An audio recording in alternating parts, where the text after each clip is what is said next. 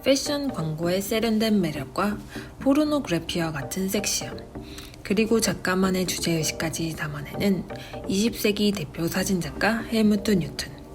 그의 작품에선 늘 당당하면서도 섹시한 여성의 누드를 볼 수 있는데요. 일각에선 뉴튼이 지나치게 음란한 사진을 찍는다며 비난하기도 했지만 많은 사람들은 그의 작품을 포르노가 아닌 예술로 바라봅니다. 그렇다면 뉴튼은 왜 이렇게 누드 사진에 집착했을까요? 저와 함께 헬무트 뉴튼이 살아온 85년 인생을 살펴보면서 그 이유를 알아보도록 하겠습니다.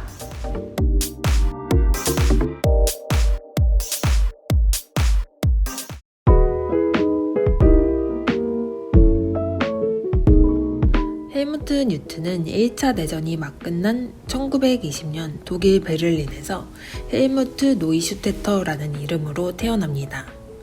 뉴튼의 부모님들은 유대인 출신의 단추 공장 사장으로 아들이 원하는 것은 뭐든지 사줄 수 있는 부자였다고 하네요.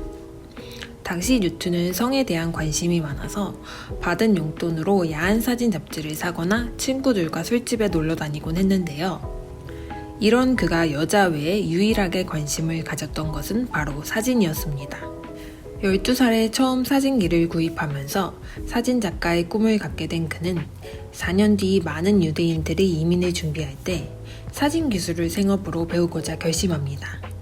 당시 뉴튼의 스승이었던 여성 사진작가 이반은 독일인 남편의 도움을 받아 활동하던 유대인 패션 사진작가였는데요. 뉴튼이 패션 사진 작가의 길을 가게 된 것도 이바의 영향이 컸다고 볼 수 있습니다. 하지만 1938년 있었던 베를린 폭동으로 이바는 물론 뉴튼의 아버지마저 유대인 수용소로 끌려가게 되는데요. 이때 뉴튼은 혼자의 몸으로 이모가 계신 중국행 배를 타고 도망하게 됩니다. 그가 수중에 가진 것이라고는 $5와 옷 트렁크, 그리고 카메라뿐이었죠.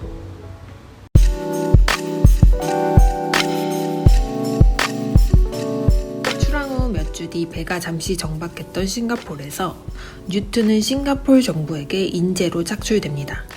사진기와 사진특기가 있는 것을 본 정부 관계자가 그를 싱가포르의 한 신문에 소개해 준 것이죠. 그러나 그는 신문에서 단 2주 만에 해고당합니다. 늘 여유있게 스튜디오 사진만을 촬영했던 뉴튼은 현장에 나가서 너무 긴장한 나머지 2주 내내 단 한 장의 사진도 찍지 못했기 때문이죠. 이후 어떻게든 살아남기 위해 그는 싱가포르의 돈 많은 여자들을 꼬시는 데에 공을 들입니다. 그리고 이때 조세트라는 싱가포르에서 꽤 유명했던 여자 사업가가 뉴튼을 눈여겨보고 자신의 애인으로 삼습니다. 무려 뉴튼보다 20살 연상이었다고 하는데요. 뉴튼은 이런 관계를 2년간 계속하며 안정적인 삶을 택합니다. 그의 말에 따르면 그때의 자신은 제비족이자 섹스머신이었다고 합니다. 말이 좋아 인연이지 늘 조세트에게서 어떻게 하면 벗어날 수 있을지 궁리했다고 하네요. 그리고 마침내 1940년에 싱가포르가 일본에 침략당하게 되자 뉴튼은 조세트 몰래 피난민 대열에 몸을 맡기고 싱가포르를 빠져나옵니다. 이후 20살이었던 뉴튼이 바다 건너 도착한 곳은 호주였습니다.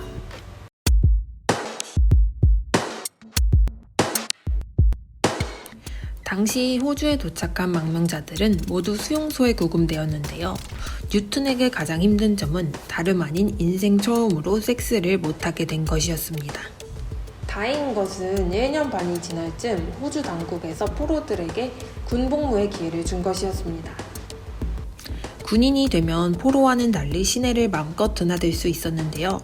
뉴튼은 그 사실만으로도 너무 신이 나서 충동적으로 호주 군인이 되기로 합니다.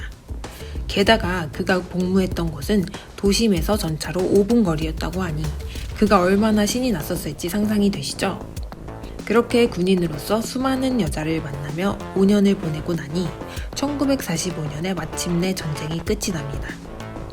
26살의 나이로 겨우 민간인이 된 헬무트 노이슈테터. 그는 이름부터 영국식으로 헬무트 뉴튼이라고 바꿉니다. 그러고는 작은 스튜디오를 차리고 자신의 스승 이바처럼 패션 사진을 찍는데요. 이 시기 왕성한 연애 활동 끝에 영국 배우 준 브루네를 만나 결혼까지 꼴이 납니다.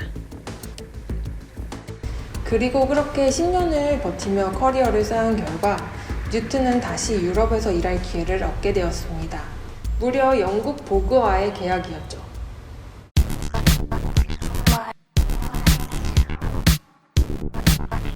런던에 도착한 뉴튼은 얼마 동안 다른 경쟁 사진 작가들의 열등감과 압박을 느끼는데요. 10개월이 되도록 주목할 만한 사진을 촬영하지 못합니다. 그래서 그는 1년을 다 채우지 못하고 파리로 도망갑니다. 파리로 이사한 뉴튼은 다시 새로운 마음가짐으로 여러 잡지사를 돌아다니며 일거리를 구하는데요. 운이 좋게도 파리의 가장 혁신적인 패션 잡지 자르댕 데 모드라든지 좀 더 유명해진 뒤에는 파리 보그에서도 23년간이나 일하게 됩니다. 당시 뉴튼은 더 이상 도망가지 않고 제대로 된 패션 사진 작가가 되겠다는 꿈을 키웠습니다. 수많은 패션 기자들에게 적극적으로 묻기도 하고 파리 거리에서 얻은 영감은 열심히 메모나 폴라로이드로 기록하면서 아이디어를 쌓아갔죠. 특히 뉴튼은 파리의 매운 거리인 생드니 거리나 동성애자들의 문화를 접하며 충격을 받는데요. 파리의 윤락 여성들은 반나체로 거리에 서 있으면서도 복장은 웨딩드레스나 채찍을 든 경찰같이 화려한 모습을 하고 있었습니다. 이런 이미지들은 계속 뉴튼의 뇌리에 맴돌았는데요. 초기 파리 보그에서 그가 촬영한 작품들은 대개 거리의 창녀들을 테마로 찍은 패션 사진들입니다. 뉴튼은 이때부터 두 가지의 전혀 다른 세계를 충돌시킴으로써 강렬한 이미지를 만들어내는 것에 흥미를 느낍니다. 예를 들자면 세계에서 가장 비싼 옷을 입었지만 결국은 반나체로 자신의 성을 파는 모습을 담아내며 패션이라는 것이 얼마나 가식적인지를 보여줍니다. 또 남자인지 여자인지 알 수 없는 동성애자들의 키스 장면을 찍어 혼란을 준다든지 건물만큼 거대한 크기로 실오라기 하나 걸치지 않은 여성의 누드를 보여주면서 오히려 누드에서 갑옷을 입은 듯한 위압감을 느끼게 합니다. 사람들은 이런 뉴튼의 사진을 보며 그의 사진이 분명히 포르노만큼 야한데도 그 속에 묘한 상상력을 불러일으킨다는 것을 발견하는데요. 이 점에서 사람들은 뉴튼의 예술성을 인정하게 되고 그의 작품들을 패션 누드라는 이름으로 부르게 되었습니다.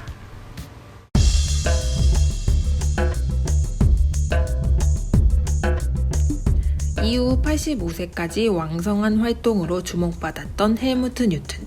사람들은 그의 작품을 보면서 그가 분명히 페미니스트일 거라고 추측하기도 했는데요. 그만큼 뉴튼의 사진 속 여성들은 너무나 강렬하고 당찼습니다. 이 작품은 1975년 파리 보그에 실린 르 스모킹 패션 화보인데요. 당시 입생 로랑은 드레스 대신 남성의 전유물이었던 수트를 여성을 위해 제작했고 뉴튼은 이를 파리의 좁은 거리에서 담배를 들고 머리를 깔끔하게 넘긴 사진으로 남겼습니다.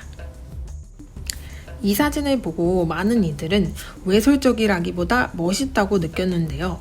디자이너 알렉산더 맥키는 이 사진 속 여자들은 몸을 만지는 사람을 당장에 깨물어 버릴 것처럼 강렬하다라고 했네요. 사실 뉴튼은 본인이 페미니스트라고 말한 적이 없습니다.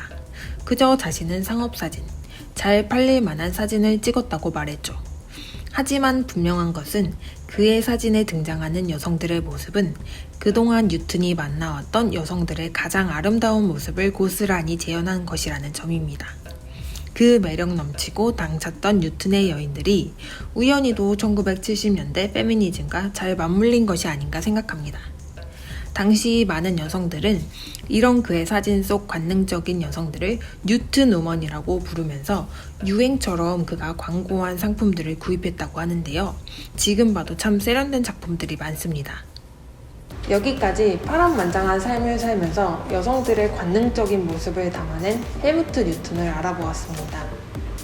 뉴튼의 사진을 더 생생하게 감상하고 싶은 분들은 베를린에 있는 뉴튼 재단의 박물관이나 화면에 보이는 타시엔의 책들을 참고하시면 좋을 것 같습니다. 이상 어바웃 아치였습니다. 시청해주셔서 감사합니다.